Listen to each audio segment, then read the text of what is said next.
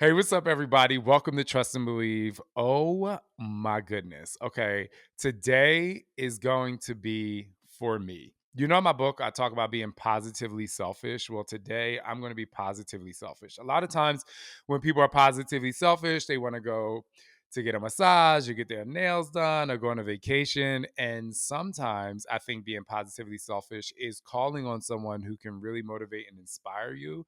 And you making yourself a student to really get some inspiration, especially when you're going through the tough times. And I called one of my incredible friends that I've known for a very long time.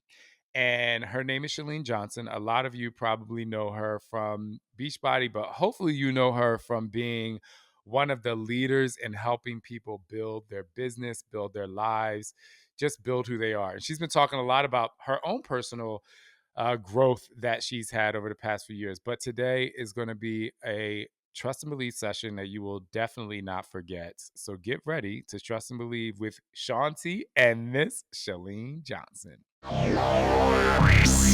Somebody say hell yeah! What's up?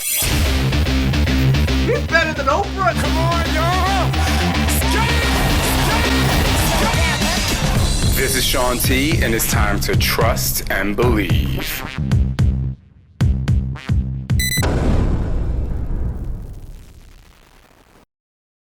Oh Thank you. my Thanks goodness. for having me. I'm super excited. Oh my God. Thank you for being here. You know, I just love and adore you. How you doing? Like, what is going on in your life? What is happening? Because this is not the usual podcast studio you're in. I'm really good. I'm just happy to be here with you and connect, and I love our conversations. I have something I've been wanting to talk to you about.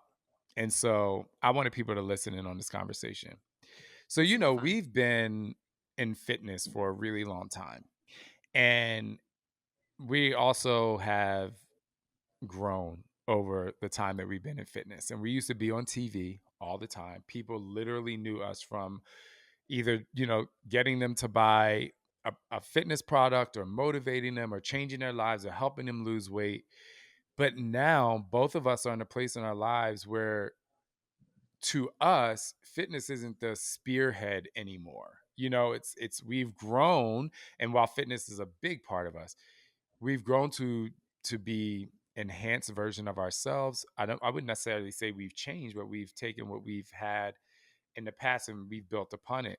And so I'm having a really tough time with my personal growth and people not accepting my personal growth. Like almost to the point where I feel like, oh yeah, when I was able to provide you with some push-ups, or if I posted about 5 push-ups a day and 10 squats a day, like this was like really great. But because now I'm out and I'm married and I'm gay and I'm a interracial couple and a dad of twins with by surrogacy, all these things that are so different. It's and really now preaching to be yourself, your free self, because I think social media a lot of times take people away from being that. I'm always gonna be myself, but I kind of like I need to talk to somebody about this because it's really bothering me. And I'll finish by saying this, and I'll let you talk because I need you to talk. It bothers me that I really accept people for who they are. Like if you were a motivational speaker 5 years ago, but now you are making money through OnlyFans, like I'm still gonna be like, work, bitch, like do your thing. Like I just love the evolution of people, but I get so frustrated when people don't like the evolution of other people. Does that make Mm. sense? It's more of I just Yeah, I vented, but do. I have a perspective on it, I think. You frame it as people who maybe aren't accepting of your growth, but I wonder if really what's going on is that there are people who want something else from you.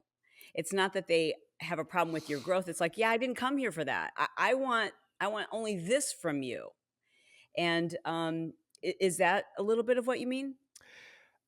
I mean, from the outside point of view, I mean, obviously, you listening, you can make obviously a better interpretation because I'm in my body, I'm in my Mhm. mind. So can you tell me, now this is an advice session, but will you tell me what does it sound like when you interpret it as, oh, this person is not supportive of my growth. They don't like seeing any of this. It really started when I started like expressing my love and my kind of love and my relationship. and the fact that I'm gay, like I would just completely lose tons and tons of followers every single time I posted about me and Scott. And it just like really bothered me because while I am definitely free and I'm being me, it is something that bothers me because I just don't understand. Okay, I'm still giving you fitness. I still have workouts in Beachbody on Demand. I'm still the guy that can get you, that 20-pound weight loss if that's what you want. But because I'm showing a happier side of me that's outside the screen, it's like, oh, I don't want to have anything to do with that anymore. And it just like really bothers me. And then it just kind of like snowballed, as I start to grow. And I'm not worried about how ripped I am anymore. Like my body's fine as hell. Like I'm fine with it. I'm a 43-year-old man and I feel like I look the best that I've ever looked without trying to starve myself, you know. Right. But so now I'm just like, instead of just focusing on, getting you that six pack, I'm like, I'm also going to focus on teaching you how to like accept your body and really not care what people think. But I think for me, the thing that bothers me is like the non-acceptance of people's growth. And I see it happen not just Mm. with me, but with other people. So From an outsider's perspective and someone who I experienced some of that on a different scale. When I stopped posting about fitness and stopped making that my primary identity and my brand, which happened maybe 5 or 6 years ago, um, I would have people say like, where'd your fitness stuff go? Or like, why are you pretending now to be this? And why are you putting these things out there? Which I want though that's always who I am. How the reason why people know me from fitness, as I always say, is because I love business and marketing, and that's what I studied. It's not because I studied fitness, because I didn't. I just found a solution and I knew how to market it. Um, and so for me, it was recognizing that I had to stay true to that and to not focus on it. Also, to know that if I continued and persisted, I would lose those followers. I would lose their support, and that's okay, because if I persisted, then I could be known by those people who needed help figuring out what their thing is supposed to be, understanding how to start a business, understanding how to start a business and not work your face off, and what it means to actually prioritize your family and build a business at the pace that feels right for you.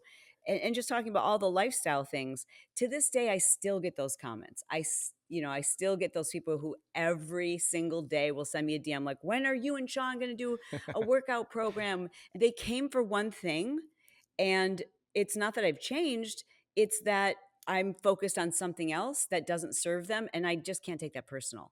I know it's a little different because for you, it especially sharing like your lifestyle and the fact that you're gay and that your parents, etc.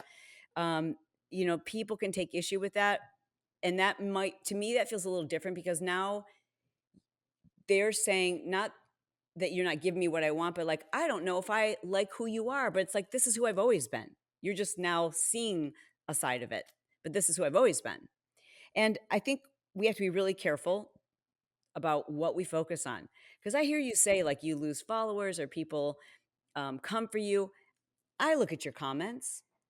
There's thousands and thousands and thousands, just praise and love and adoration. But you are such a empath that you feel that one person and you want to change their heart, and you can't. internally, it was all about mental fitness for me. It was all about the emotion. It was all about that internal drive. While most of my tattoos are words, trust and believe, conquer your mind, transform your life, dig deeper, all of these things. Like I think that when Insanity came out, people started to be like, wow, you're so motivational. And I just like love that they saw that beyond the push-ups. But kind of moving forward with that, where I deem to think that people think that I'm pretending to be somebody else, or like you're not being yourself. And I'm like, now I'm gonna go hood Jersey here. I'm like, no, bitch. Like that was always me. Like I just was showing you one side. And I think that, this is probably my fault, but because I know everyone doesn't think the way that I think, but kind of like the example I gave before, I'm like so accepting of people. When I tell people I am your biggest fan, I really am. And it's probably because that empath side of me, like I know a lot of times where these things come from, and I know that they're so layered. I just don't know why people can't, look beyond that. Like they can't be like this, like the foundation of them is underneath, and that is what they're showing me now as they grow is the thing that helped them become who I saw them be or become. Like that helped their success to inspire me. As a friend and as an outsider, like, looking at your social media, the message that you share with the world is like, "I don't care what you think. This is me," and you just keep pushing it out there and pushing it out there, and, you're definitely more bold, I think, in your social media, like, you don't give 2 Fs. But now with that we're having this conversation, it sounds to me, and I'm just curious, like, which is it? It feels like but it does bother you? It doesn't bother me if someone doesn't like me. Like I really don't give a fuck. It bothers me if they used to like me. Like Oh, if they oh. it bothers but it bothers me for other people too. Like when people call people names in my comments and stuff, the reason why I clap back is because I don't want people to get bullied because I feel like if you come to my page, like, okay, you say something, I'm going to say something. If you really like me for me, if you said, like, oh my gosh, like, I love you, Shaun, or I love you, Chalene, well, why now that I'm focusing more on, the impact of your business or, my family or whatever, why do you, it's the stopping of the liking that bothers me, but Mm, not, mm, I don't lose mm. sleep over it. It just Yeah, annoys me because I'm just like, it's not like I'm not walking around the street smacking people upside the back of the head or snatching a yeah. purse or breaking into somebody's car. So, like It doesn't make sense. to my brain and my empathic soul, it does not make sense, and it just bothers Right. me. Yeah. I get that, and it does bother me for a fraction of a second, and then I remember, and I hope this doesn't come across the wrong way, but I think there are so few people out there who are truly happy and healthy. And when I say healthy, I mean like mentally healthy. I think there's a lot of people who are struggling and are really unhappy and very unfulfilled and have not processed their own pain from the past, etc. So I always try to remind myself that when I get those kind of comments, that's someone I can't fix. I can't freaking fix someone in my own family who won't do the work and you know, process their own experiences and traumas, etc. So how in the world can I expect that someone who's lashing out at me from behind their screen actually is going to do the work? And I certainly can't change them. And and I think social media has made that so easy for people to have like a little pain release. Like if I say this mean thing to this person who has all these likes and all these followers and they must have a perfect life and they must be really really happy, if I just pull them down a little bit, maybe I'll feel a little bit better, which they never do.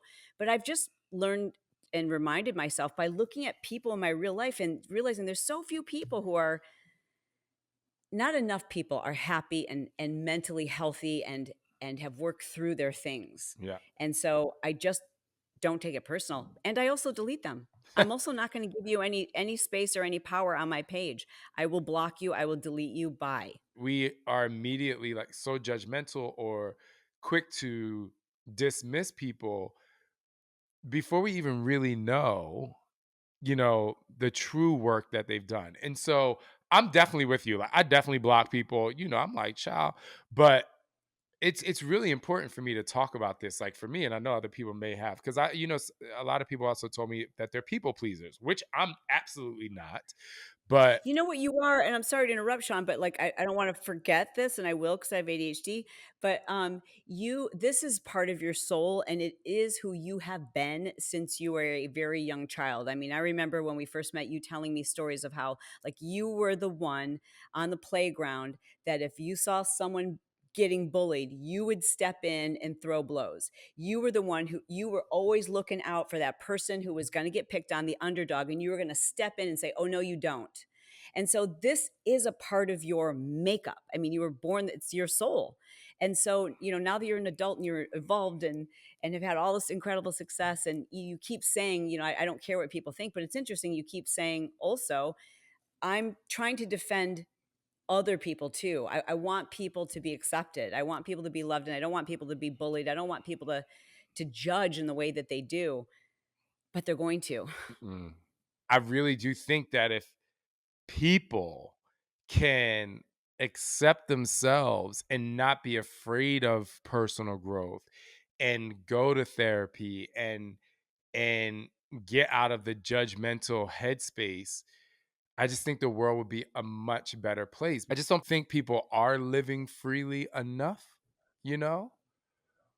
Do when you see these types of comments, do people ever make them to you in person, those kind of comments? No, no, no, no, no, no, I no, know. no, no, no, Can no. you imagine how much more enjoyable life would be is if we just posted and we didn't get feedback? And I know that's an oxymoron because part of what's so enjoyable about life is getting all the positive feedback, right? Like, the fact that we get likes and we can see comments. And trust me, I still, when I post something, I still refresh to see what people are going to say. When I release a podcast, the first thing I do is I jump in my Facebook group to see, like, what did people think of the episode today? Because I want that feedback, but I don't want the negative feedback. And I think that's okay because here's what I've learned. I want to be happy.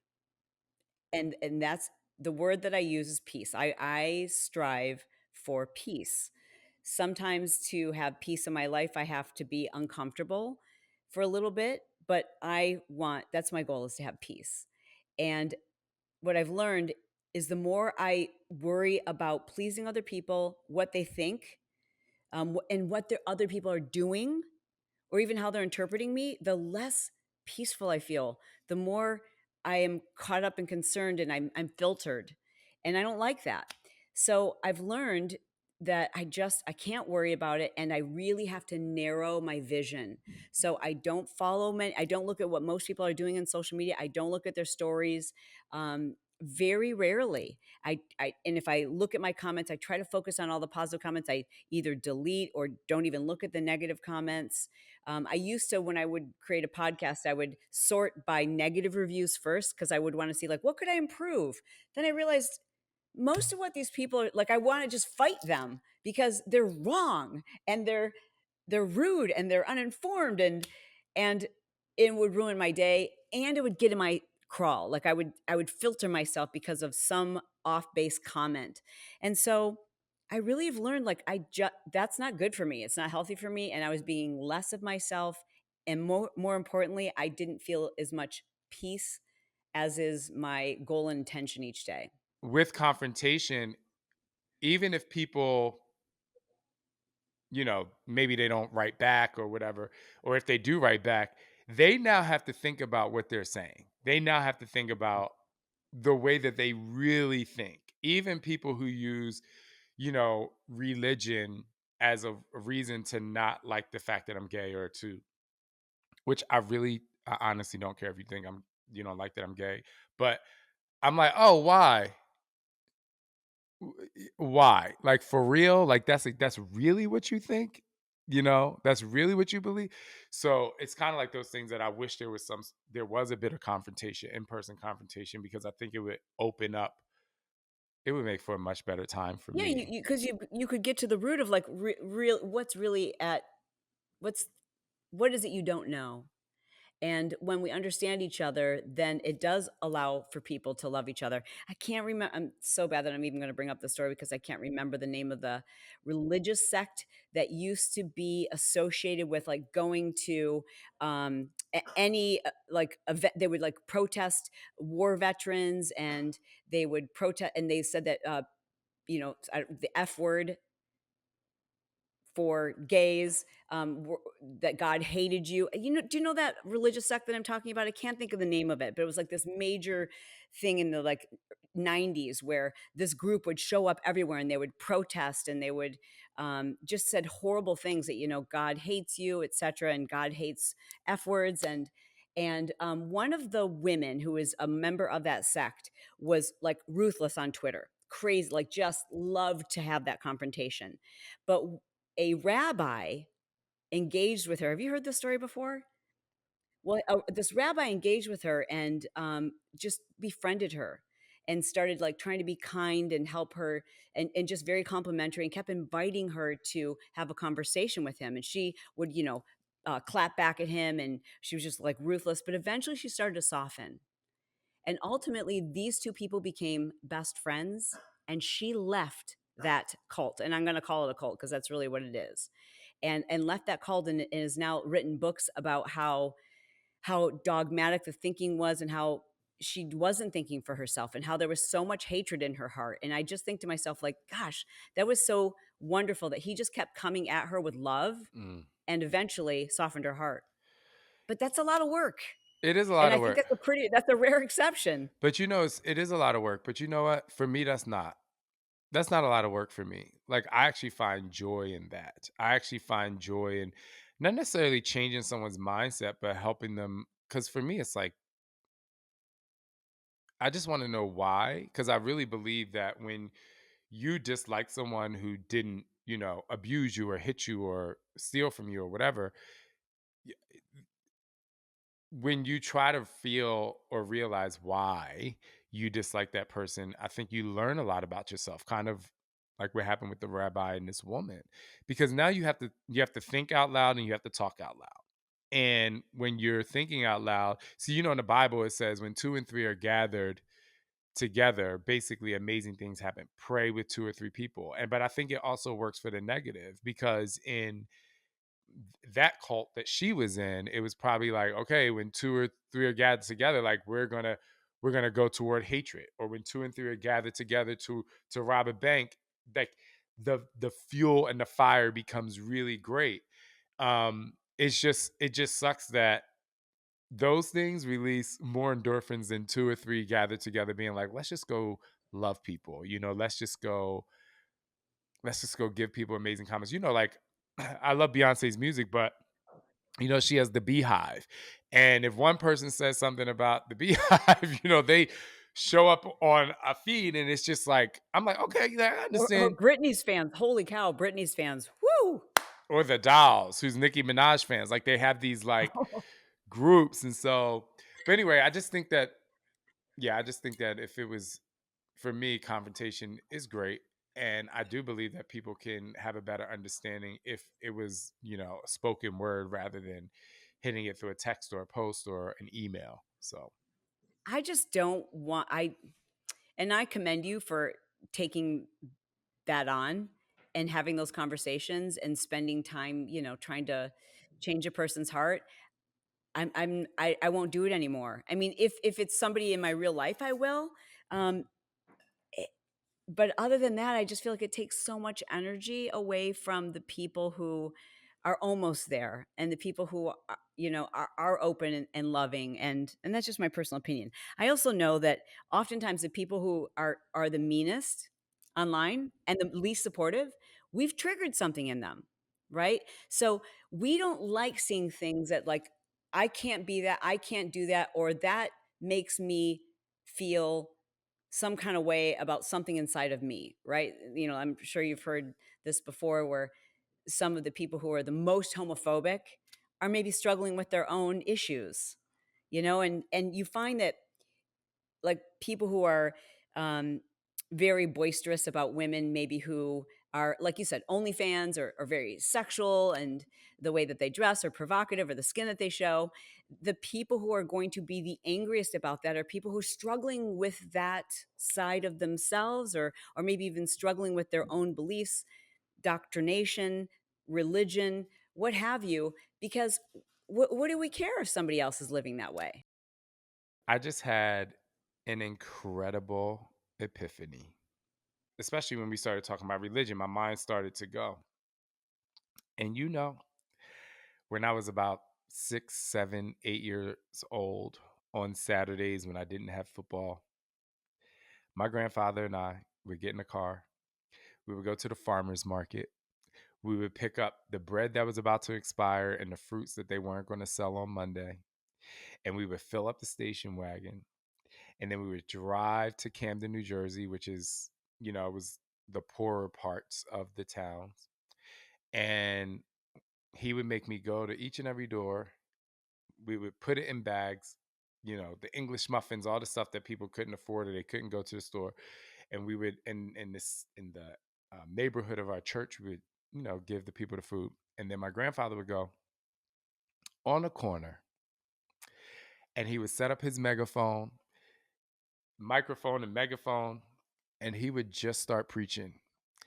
And I'm getting emotional right now because I'm like, oh my gosh. So drug addicts would show up, rapists would show up, Homeless people would show up, people who were just struggling would show up that had wanted nothing to do with the church, and he would accept everyone, and he would invite them into the church. And every Sunday we had 2 or 3 people from the neighborhood that would come at the end of service when they asked, if you want to be born again. And some of those people were listening outside the church, and they were walking at the very last second because they were embarrassed, to be in church because they didn't have the clothes or they didn't have whatever. And they would walk up and they would be crying. And I just think that all of this conversation just made me realize, like, wow, like the foundation of who I was trying to get people to understand, like, change can happen. My grandfather was just like, he took that on, because you're like, why would you want to take, Mm. not why would you want to take that on, but you're like, wow, you want to take that on. I'm like, this is what I know. Like, this is what I know. And as a 6, 7, 8 year old, I'm like, I want to be outside playing. I want to, go ride my bike. But something kept making me say yes to my grandfather, and I didn't feel pressured to go, but I was just like, wow. So anyway, that was just such a Well, to whom much has been given, much is expected, right? And you've got so many gifts.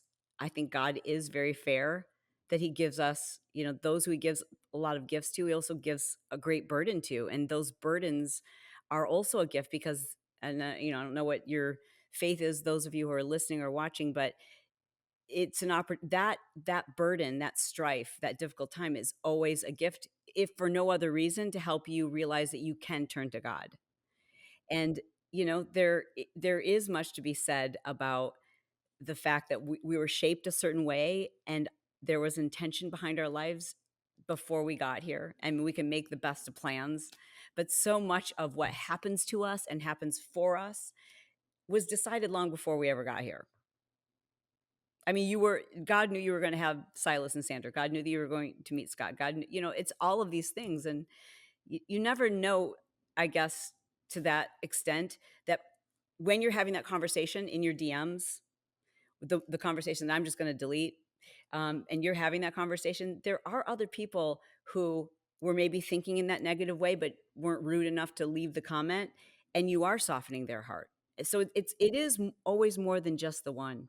I definitely have gotten messages from my comments to back to people, or just the way I live my life, and they say, I didn't like gay people. I was raised to, think X, Y, and Z, but seeing you has changed my perspective. And like, oh my goodness, you you and Scott are so much better parents than, people that I know who aren't gay, or, not that I need the comparison. Sometimes I get frustrated when people don't do the right thing, I guess is what you would say, or they don't make the courageous, just, or the bold decision that I think is so obvious. Like, how do you not see that this is what you should do? This Yeah. is what you should say. This is how you should behave.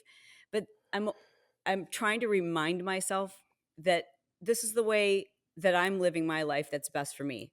A case in point is, I'm involved in this lawsuit, and I've been very public about the experience with a plastic surgeon. And there's like all these like rumors, etc. People, and people don't know the story. They've just read the headlines and they're like, oh, this is just this whatever fitness influencer who was unhappy with her results. No, not at all. That's not at all the case. The case is that I discovered what was happening to all these other women, and I have to say allegedly because of the lawsuit. But when I talk to some of these victims who've been had the most horrible things happen to them, and they'll cry and they break down and they tell me their story, and how it's turned their lives upside down and how devastating it's been. And then say to them, okay, have you filed a complaint with the medical board? Have you come forward, or do you want to speak to an attorney?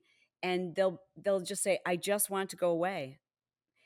And I understand that, but a side of me wants to just shake them and say, but don't you understand that you can help others? You've got to step forward and help others. It's bigger than you. And I would get so angry with some of these women, some of these victims, when they would say something like that. And I've just had to like turn to my faith and remind myself that not everyone fights for others. Sometimes you have to fight for yourself. And I have to respect the fact that for some of these women, they've already been traumatized. They don't have the strength to step forward for someone else. They have to step back for themselves. And that's been a really good lesson for me because it's hard for me to relate. It's hard for me to understand that, but I have to remember that that's what they're supposed to do because it's right for them. That is kind of like the tagline. It's like, "What's right for me not might not be right for you." Brett said it last night. He goes, "I wish common we had common sense and people would actually worry about themselves first and not everybody else." Well, we're so concerned with how people are handling the health situation. We're so concerned with how people parent. We're so concerned with I mean, like I saw the birthday celebration you did for Scott's 50th, I think. Yes, And and it's crazy to me that like you have the two of you could write a book about parenting. I'm sure you will at some point. probably. Like, your kids are just so phenomenal, and it's just so funny that people who, like, have some commentary about your parenting style that the boys were there as part of that celebration, and I love that you engaged right away and said, "Well, hold on, let's talk, what is it Well, let's talk about it. I you have a mean, problem with?" I was very excited for my kids to be at a drag show. And the reason why is because just like any other kids, my kids, they're peeking over your shoulder if you're on social media. And I remember Sander saw Shangela at one point, Uh-huh. and he said, I think it was a post where she was like walking out of a door, and he said, "Oh my goodness, Papa, do you see her cape? This is like he thought it was the most amazing thing." And so we went there, and they loved it. They were just like into it, and this whole thing. And someone was like, "Oh my gosh, I can't believe you let your kids there." And I'm like, "Hold on, hold on." So first of all, obviously, it wasn't anything crazy that was happening. Secondly, my kids are going to be the kid that when your kid ends up being transgender or wants to dress in drag, they're going to be the kids that's like, leave him or her alone. Like Mhm. they're gonna come to your kid because you don't know what your kid is gonna be at, especially if they're That's younger. right. Or you That's they, you might have a kid that's 21 that's not gonna come out into I just, a few months ago, I found out a woman was 80 and got married as a lesbian. So like you never know. But guess right. what? I'm raising my kids to be the protector, or not even just necessarily protector, but they're going to be on the side of your kid when they feel different. Yeah. And to be honest, I think that stems from a lack of awareness. It's an ignorance. Obviously the drag queen that you had performing what was fully clothed, Fully clothed. fully Fully clothed. I clothed. was like, what is the issue here? It was so strange. But if you've never been to a drag show, you don't know what it is. I probably went to my first drag show when I was, I don't know, 19 maybe. And I had no idea what it was. I really didn't know what to expect. In your mind, that was something that wasn't talked about. So a comment like that is usually made from someone who just really doesn't understand and is kind of ignorant. Plus, I want to say it was the thing that made me even a little more annoyed, probably angry at that point, was I've been to dance recitals with little girls that have on worse clothes than that are shaking That's their right. bodies Right. way worse than that do death drops and Interesting. splits way worse than that. And what are the parents doing in the audience? Ah! And there's men in there that are screaming for your daughter in her skimpy outfit that you bought her to go on. I used to teach at that young kids dance, so don't even try it. And that's the thing that was like really annoying because I'm just That's a like, great point. Point out the hypocrisy. right, But that's the thing with social media, and I don't know how you're gonna handle that with your kids. I feel fortunate that my kids were kind of like on the tail end of it. They didn't have that heaviness that I think kids today have, where they're, by 4th grade, Mom, I'm the only one who doesn't have a cell phone. You know what I mean? And because if you have a kid has a smartphone for the most part, unless the parent's like super tech savvy, that means you've given that kid access to everything that's on the internet. And there's a lot of bad things on the internet. So not only are they being exposed to all these things, maybe at a very, very early age in the wrong way, without a conversation around it, but then the demands of social media, the comparisons, the filters, all these things. I hope that things go full circle. I mean, I just don't know how it can get worse, but I feel like I worry for kids, like your boys, there's going to be a point at which it's like, gosh, how do you navigate all that? And Yeah. and then also the fact that, we grew up, and I know you take your boys out, you give them so many experiences, but most teens or like kids in middle school, elementary school today, they aren't running around on the streets and playing kick the can and or running through cornfields or playing hide and go seek or trying to be inventive and having relationships with other kids in the neighborhoods. They're sitting on their bed on an iPad. Yep.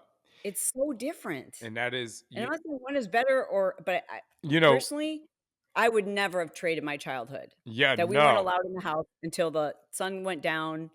My parents starved us and made us freeze and stay outside and, we're dirty little clods. That's the thing. Like we have iPad time, but we also have have learning time. There's art. They have quiet time. They have all these things. They go outside. Scott takes them on nature walks, and they know all. We have Black History statues in our neighborhood, and so Scott takes them around and like teaches. They love Paul Robeson. They know his entire story. They know Harriet Tubman from down the street. So it's and we kind of take the approach of these things are available, and these smartphones and these things are available, but we're going to nurture the things that you love to do, the things that you want to do. We give them praise for drawing. We give them praise for we give Silas praise for memorizing full shows. He could put on a Mm, show for you. It's like, okay, so you good. can watch that, but how do we turn this into something artistic or something, Silas loves athletics, and Sander literally, I say this a lot, probably sound like a bragging dad, but Shalene, if you come to our house, when you come to our house, Sander is going to take you outside and he's going to look up in the sky and he's going to tell you what constellations are up in the sky, and he's going to tell you the name of each individual star and whether or not it's a galaxy because it's bright enough. So it's like these things that, yeah, you can have your iPad. This is why you're not allowed to watch that. So now, like, Mhm. Silas loves this show called Nikki and Vlad. It's like these two little boys, and so we told him you're not allowed to watch the shows when they're mean to their mother, because they have these Sure. like whatever. So like he'll be in his little tent on his iPad time. He said, "Papa, Dada, this was mean. I'm changing it," because he was being Oh, mean. And so we're like, you're allowed to watch it, but you have to know what you're not allowed to watch or what's not good. And yeah. so that's the best way we can do it, because they're going to need technology, but that's how it's working out right now. We'll see how it happens when they go to school. Right? And it's, to bring our conversation back to that transformation that sometimes it comes from personal development or growth, whatever you want to call it. I think there's probably somebody who's listening or watching who does feel like they are going through this transformational period, right? Like, or they want to be something other than what they were known for, or I know there's something more for my life, and we question ourselves if we're going to let someone else down who expects us to be in that previous role. And my recommendation, my advice would be to anyone is to transform publicly, not to hide it. I think that people, they suppress these feelings that like, I want to do something different. I want to have a different job, or I've been a mother and I feel like I've lost my identity, and they just keep pushing it down and trying to be what everybody else wants them to be and to hold on to that identity for everybody else but not for yourself. And you can just feel this like resentment building up inside, which makes a little part of you die inside when you're pushing down who it is you want to become and or how you want to evolve. And that's just not healthy.